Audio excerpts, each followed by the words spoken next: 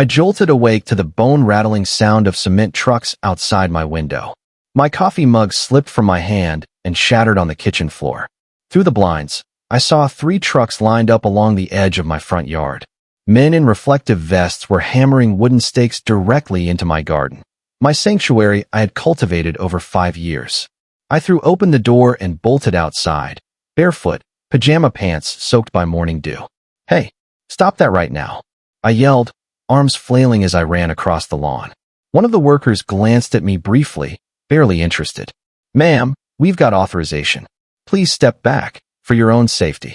"Authorization from who?" I demanded, voice cracking as a bulldozer began crushing the rose bushes I'd cared for like children. A voice, clipped and smug, rang out behind me.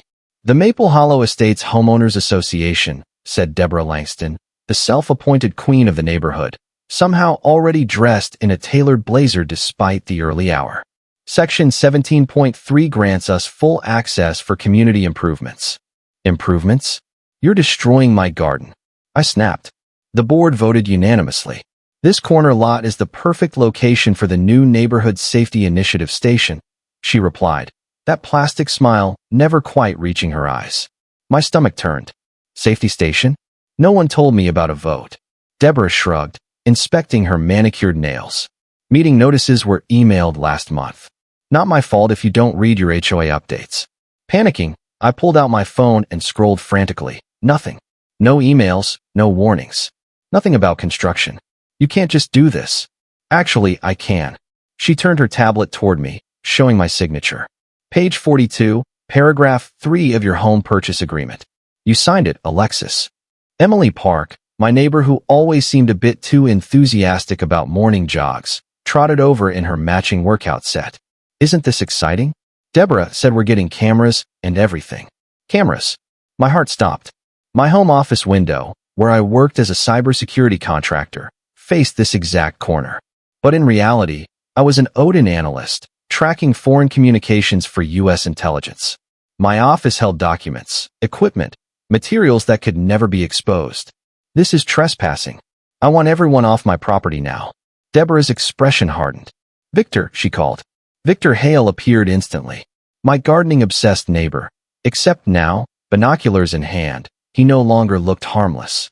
Miss Reed seems confused about the HOA's authority, Deborah said sweetly. Victor stepped closer. His tone was cold, measured. This doesn't have to be difficult. The board has noticed things. Your odd work hours. The equipment on your roof. The midnight deliveries. A chill raced down my spine. My cover was paper-thin now. I work remotely for a medtech firm, I said, trying to sound annoyed but unthreatened. Odd hours come with the job. Of course, Victor replied with a smile that didn't reach his eyes. And the unmarked van parked down the street during your book club meetings? That's my support team, I said quickly. Too quickly. The concrete mixer rumbled to life behind us. Workers were already framing out a structure with narrow windows, less of a safety station and more like a watchtower. I backed away slowly and slipped into my house, locking the door behind me. My hands trembled. I yanked open my desk drawer. My secure Odin phone buzzed with a dreaded message. Cover compromised. Maintain position. Assess threat. Through the kitchen window, I watched them pour the first wave of cement over my roses. But then, something else caught my eye. They were embedding antenna arrays into the foundation. This wasn't about safety. This was a spy station. And I was the target. My specialized Odin phone buzzed quietly in the drawer beneath my desk, vibrating with a message I had been dreading for weeks. Cover potentially compromised. Maintain position. Assess threat. Through my kitchen window, I stared in horror as the first wave of concrete flooded over what remained of my once beautiful garden. But then something strange caught my eye. 2 workers crouching near the foundation, sliding what looked like signal relays and compact antenna arrays into place before sealing them beneath fresh cement. This wasn't just about neighborhood security. This was deliberate, strategic. I grabbed my binoculars, heart racing, and zoomed in on the blueprints spread across the hood of Deborah Langston's SUV. One word leapt out from the labeled diagrams. Comms array. The doorbell rang, making me jump and nearly drop the binoculars. I shoved them behind the curtains and opened the door. Deborah stood there, grinning like she'd just caught a mouse in her trap. Just a courtesy notice, she said, handing me a folded document. Construction on the Neighborhood Safety Initiative station will take approximately 2 weeks. We'll need daily access to your property from 7 a.m. to 7 p.m. I scanned the paper, my hands trembling. This isn't legal, I said. I'll be contacting my lawyer. Her pleasant mask slipped for just a second. I wouldn't do that if I were you, she said, voice low. Sometimes, looking too closely at things can be dangerous, especially for people with secrets. As she walked away, I caught movement across the street. Victor Hale, camera in hand, snapping photos. Not of the construction, of my windows. That night, I methodically swept my house from top to bottom. In the ceiling light of the living room, I found the first bug. The second, hidden behind the kitchen clock. The third, deep inside the bedroom vent, made my blood run cold. These weren't amateur spy toys. They were the real deal, standard-issue tech used by foreign intelligence. My secure phone buzzed again. Surveillance confirmed. Maintain cover. Backup team alerted. What had started as a routine deep cover assignment in sleepy Maple Hollow Estates had mutated into a full-blown counterintelligence nightmare. 5 days later, the concrete beast in my yard stood complete. A squat, window-slit structure with a reinforced metal door, casting shadows over what used to be roses and wild lavender. Cameras had been installed, but none pointed at the street. Every single one faced my house. I played the role of harmless tech contractor well, watering what little remained of my yard and walking my dog, while covertly snapping photos and logging times. Deborah reappeared like clockwork, clipboard in hand, that same fake neighborly smile in place. Quite an improvement, isn't it? It blocks my view, I said coolly, and it's tanked my property value. I'm sure that's an exaggeration, she said. I've been researching county building codes, I continued. Strange how the county planning office has no record of permits for a structure that size. Her grip on the clipboard tightened. We have special exemptions. Special enough to bypass local government. I raised an eyebrow. She dropped the pretense. The community's safety concerns take precedence, she said, voice sharp. Some neighbors have reported suspicious activities. Oh, I asked. Like what? Deborah leaned in, her breath warm and unpleasant. Unusual electronic equipment. Visitors at odd hours. Strange energy usage. The kind of things that interest certain authorities. Before I could answer, the doorbell rang. I stepped back, heart thudding, and opened it to find a delivery man holding a small package. Sign here, please. But I recognized him instantly. Agent Cole Ramirez, part of my Odin support team. As I scribbled a fake signature, he leaned in just enough to whisper, "Surveillance team identified. Multiple foreign operators. Still working to confirm affiliations. Package for me?" I heard Deborah's voice behind me, way too close. Agent Ramirez didn't flinch. "Just delivering to Ms. Reed. Have a nice day, ladies." I shut the door quickly, clutching the box, almost certainly containing counter-surveillance tools, and turned to find Deborah staring through my windows with unnatural focus. "New boyfriend?" she asked with syrupy sweetness. "Just a delivery," I replied, my tone as flat as I could make it. That evening, I received a text from Emily Park. "Emergency HOA meeting tonight. Mandatory." I slipped into the packed Maple Hollow Community Center and took a seat near the back. Deborah stood at the podium, flanked by Victor and 2 unfamiliar men in suits. "As many of you know," she began, "our neighborhood safety initiative is nearly complete. However, recent concerns have been raised regarding potential, unauthorized activity within our community." The projector clicked. Photos. My house. My car. Me, retrieving mail. My blood ran cold. This was no longer a surveillance setup. It was a trap, and I was the bait. "The upgrade is nearly complete," Deborah Langston announced from the podium at the front of the Maple Hollow Estates Community Center. Her voice echoed through the packed room. "However, there have been concerns raised about unauthorized activities taking place in our neighborhood." The lights dimmed as photos began flashing across the projector screen. My house, my car, even a shot of me checking the mail. I kept my expression carefully neutral, even as my heart hammered in my chest. "Some residents," Deborah continued smoothly, "may not have been entirely transparent about their professions. The board believes someone may be operating illegal surveillance equipment from inside our community. The irony would have been laughable if the danger wasn't so real. I felt the weight of my neighbor's eyes turning toward me. Some faces were confused. Others, suspicious. I slowly raised my hand. I have a question regarding the NSI security station, I said, keeping my tone calm. Specifically, about the equipment being installed that was never disclosed to residents. Deborah's eyes narrowed. What equipment would that be? I tilted my head and smiled slightly. The signal array embedded in the foundation. The directional antennas hidden beneath the roof panels. The spectrum analyzers pointed directly at certain homes. I'm just curious what those are for. A ripple of murmurs swept through the crowd. Deborah's lips thinned. Victor Hale stepped forward, his voice dry. Ms. Reed seems to know quite a bit about surveillance technology, for someone who's supposed to be a cybersecurity contractor. I read a lot, I replied smoothly. And I also read our HOA covenant. It requires a 2/3 neighborhood vote for any structure over 100 square feet. Oddly enough, several neighbors told me they never received notice of such a vote. A few heads nodded in agreement. One of the men in business suits leaned over and whispered something to Deborah. Her jaw clenched. The board has special authority when it comes to security matters, she said sharply. Not according to state law, I said, pulling out several highlighted pages. I've filed formal complaints with the county planning office, the building inspector, and the state attorney general. They're very interested in how this structure was approved. A chill seemed to sweep through the room. Deborah's eyes darkened. Perhaps we should discuss your concerns privately. I prefer transparency, I replied, handing out copies of the complaints to nearby residents.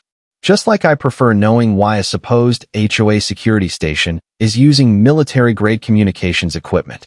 The two suited men exchanged a glance. One of them subtly touched his ear, likely receiving a silent command. Victor stepped forward again, more aggressively this time. I think this meeting is over. People began to rise from their seats, whispering, confused, disoriented. But I noticed Emily Park still seated, studying the documents I'd handed out. Her expression was troubled. Is this true? She asked quietly. They didn't get permits. It's all documented. She looked around, lowering her voice. Something's wrong. I've seen Victor watching your house late at night. He had something set up in his upstairs window. Before I could respond, the lights suddenly cut out. A surge of panic washed through the room. Shouts rang out. Someone screamed. Then I felt a firm grip on my arm. Come with me if you want to stay alive, said a voice I hadn't heard in years. I turned. Dr. Elias Monroe, my reclusive neighbor. I barely knew him, but he now held a sidearm. Standard Odin issue. My cover's blown, he said. They've called in cleanup. The emergency lights flickered on, painting the room in red and white flashes. Across the chaos, I saw Deborah and Victor pushing toward us. Their polite masks were gone. Their true selves, cold, tactical, were fully visible now. Who are you? I hissed as Elias pulled me toward a side door. Same agency, he replied. Different division. That concrete station? It's not surveillance. It's a signal interception hub targeting overseas defense traffic. We burst through the emergency exit and into the cool night air. From behind us, I heard Deborah shout, "Stop them. National security matter." "Get in," Elias said, shoving me toward a waiting black SUV. As we sped off, I pulled out my phone and started snapping photos of the concrete structure, of the antennas, of the cables snaking into the soil. They'd built it fast. Too fast. Like they knew someone would try to stop them. And now, I was the only one who could. They'd built it fast. Too fast. Like they knew someone might try to stop them. And now, at 3 a.m., with nothing but moonlight cutting through the cold night, I was breaking in. The padlock clicked open without resistance. Too easy. That's what unsettled me the most. It was almost like they wanted someone to get inside. The inside of the NSI structure smelled of fresh concrete and ozone. The silence was deafening. I moved carefully, sweeping my flashlight across the interior. Everything looked too clean, except for one wall panel, slightly misaligned. I pried it open. What I saw made my stomach twist. Behind the panel were cameras, directional microphones, blinking boxes with heat sinks and slim antenna arrays, all aimed directly at the windows of my home. This wasn't about neighborhood security. This was surveillance. Targeted. I reached for my phone to document everything. As I snapped photos, gravel crunched behind me. Most people are asleep at this hour, Ms. Reed. I turned sharply, heart lurching. Victor Hale stood in the shadows of the doorway, his gardening hat still perched on his head like a mocking disguise. But his eyes had gone cold, calculating. I couldn't sleep, I said, slipping my phone into my back pocket. This thing blocks my morning view. Your morning view? Or your satellite uplink? I froze. He wasn't supposed to know about that. I don't know what you're talking about. Victor stepped closer, unhurried. You've kept your cover well. Cybersecurity contractor. Works from home. Never socializes. But then there are the monthly packages, the power surges at 2 a.m., the encrypted transmissions. We've been listening for a while now. He tapped his ear. My instincts kicked in. Sounds like you've been watching too many spy thrillers. I play online games. Bandwidth spikes happen. Save it, he snapped. Odin Communications Specialist. 8 years active, before you were rotated into the field.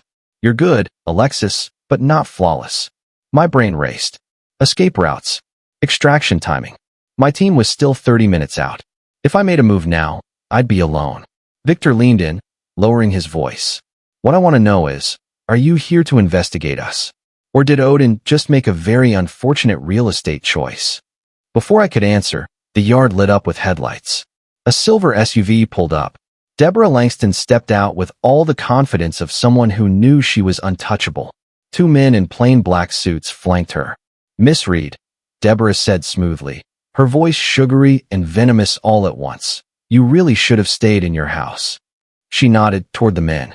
These gentlemen would like a word about your enthusiasm for our community project. One of the men opened his jacket just enough for me to catch a glint of metal, an ID badge. Not American. Foreign. Please come with us, he said.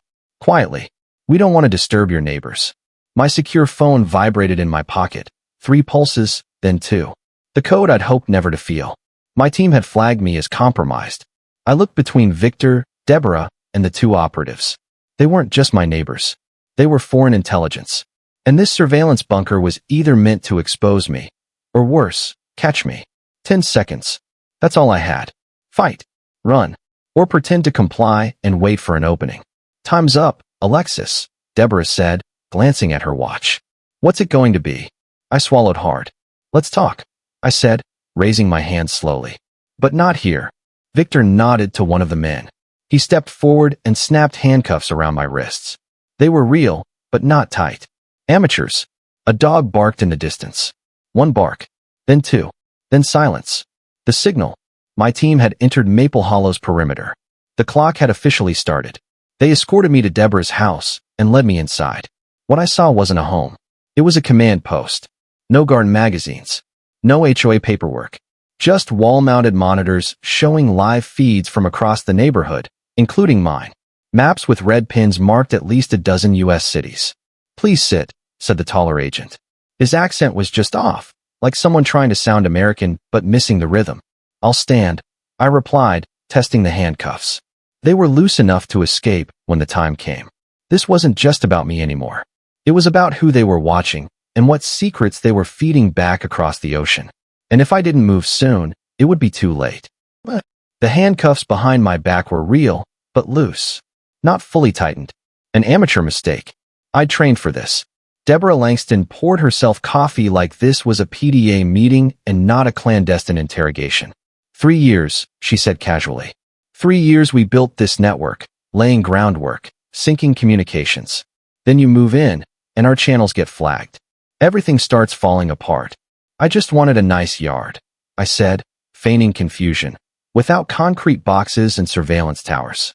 In reality, I was counting seconds. My Odin team would be in position in under 4 minutes. Victor Hale stepped forward with a folder.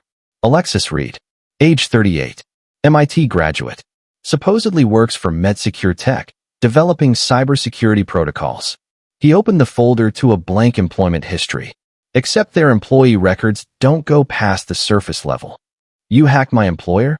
I asked, genuinely surprised. Their firewall was military grade. We have resources, Deborah said, sipping calmly.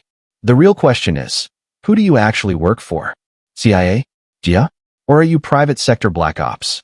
The second man, silent until now, placed a black device on the table. This will detect any transmissions from implants or concealed tech. Please stand next to it. Bad. Very bad. If I stood near that device, They'd detect the subdermal beacon implanted near my collarbone. I needed a distraction. Fast. Fine, I said, rising. Just give me a second. I feel a little lightheaded. I stumbled forward, deliberately crashing onto my left shoulder.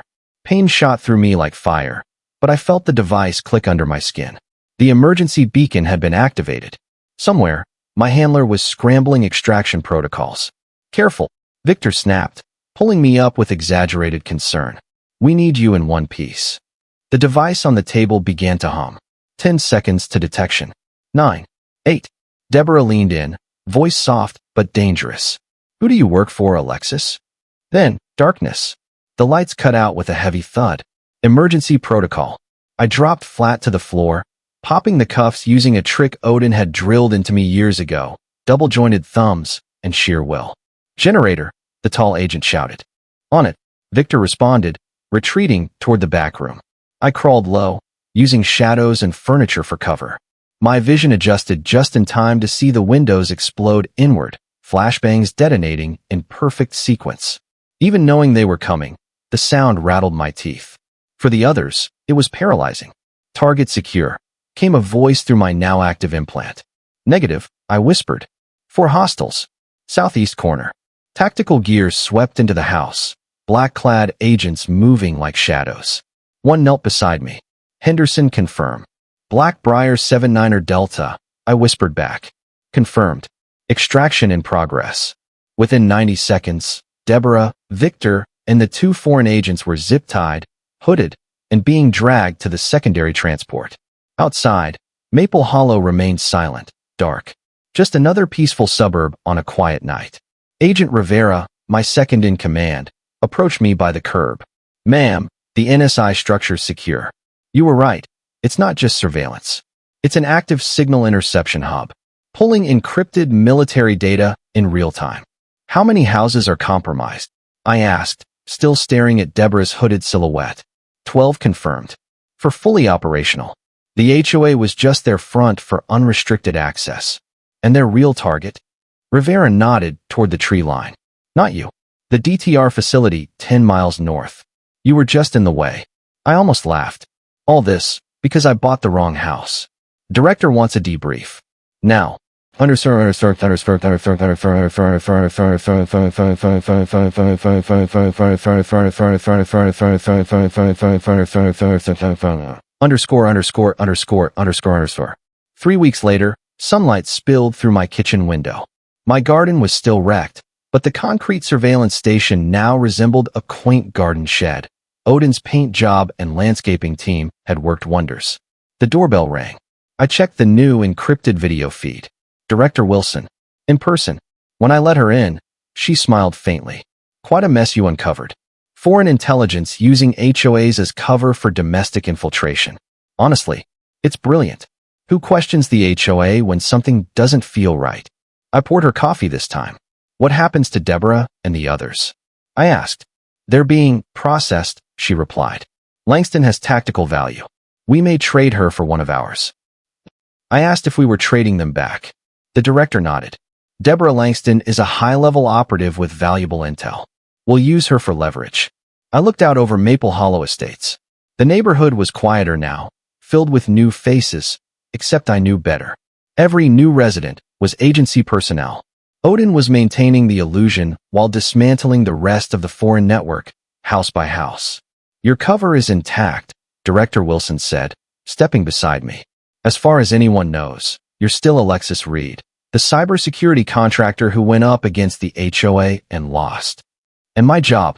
I asked. You proved yourself in the field. I want you running counterintelligence from here. This house is now an official DTR station. Before I could process that, the doorbell rang again. I glanced at the monitor.